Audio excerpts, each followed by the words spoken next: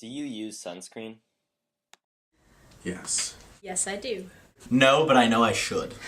Yes, I do. Can you think of anything bad about sunscreen? Not off the top of my head, no. Your hands get oily afterwards. Nope. Most of you use or know that you should use sunscreen, but you probably don't know about the consequences of that sunscreen use on ocean health. When people swim in the ocean, they release sunscreen into the water, and four commonly found ingredients of sunscreen have destructive effects on the ocean and its inhabitants. Let's take a look at coral, which sunscreen chemicals are hitting the hardest. Coral is coated in a type of algae called zooxanthellae.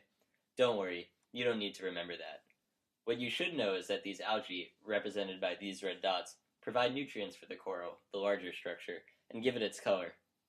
Zooming into the algal cells, we can see algae's interaction with the blue sunscreen chemicals is causing a phenomenon called coral bleaching.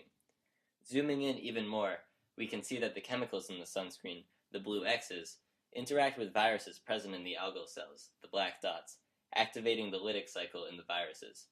What this means is that the viruses multiply until the algal cells explode and die, releasing the viruses and chemicals into the surrounding waters, which spreads them to nearby coral communities.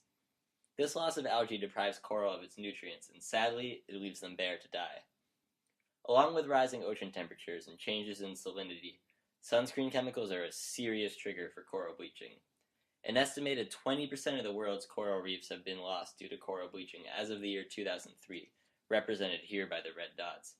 If nothing is done, it's estimated that the percentage can increase to 60% by 2030, and it doesn't stop there. As concentrations of a sunscreen chemical called benzophenone 3 go up, populations of fish go down as the chemical interferes with their reproduction and hatching success.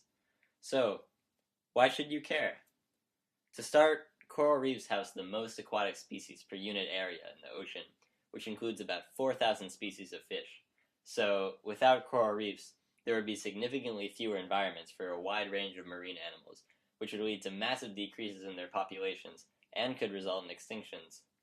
It's estimated that coral reefs also protect about 500 million people and their real estate properties worldwide. Reefs protect shorelines from wave action, preventing erosion and property damage in these communities. Coral reefs are also being used in modern medicine. Scientists call coral reefs the medicine cabinet of the 21st century, and chemicals found in coral reefs are being used to treat Alzheimer's, heart disease, cancer, and many other widespread diseases. And if that wasn't enough, coral reefs contribute an estimated $375 billion to the world's economy each year through tourism, fisheries, and other industry. So now that you know the consequences of wearing sunscreen while swimming in the ocean, what can you do to reduce your impacts? Here are a few solutions. First of all, water-resistant sunscreen is less likely to come off into the ocean, thus reducing the amount of chemicals you leave behind. Whenever possible, buy water-resistant sunscreen. More importantly, though, avoid sunscreens that have any of these four chemicals that are harmful to coral. They are benzophenone 3, also called oxybenzone, butylparaben, octinoxate, and 4-methylbenzaldene camphor, usually written as 4-MBC. If you don't remember those chemical names, and you probably won't, a quick Google search of sunscreen chemicals that cause coral bleaching will bring them right up. It may take a little bit of extra effort, but avoiding sunscreens with these chemicals is the best way to ensure that you're not contributing to coral bleaching when you swim in the ocean. Another thing to note is that even if a sunscreen has a reef safe label, still check the ingredients for harmful chemicals. Because the reef safe label is unregulated, it doesn't really mean anything. Make sure to pass this information on to friends and family, especially those who wear sunscreen and go to the beach often. Our goal in making this video is to reduce the quantity of harmful sunscreen chemicals that reach coral reefs, and the best way to ensure that is by spreading the word.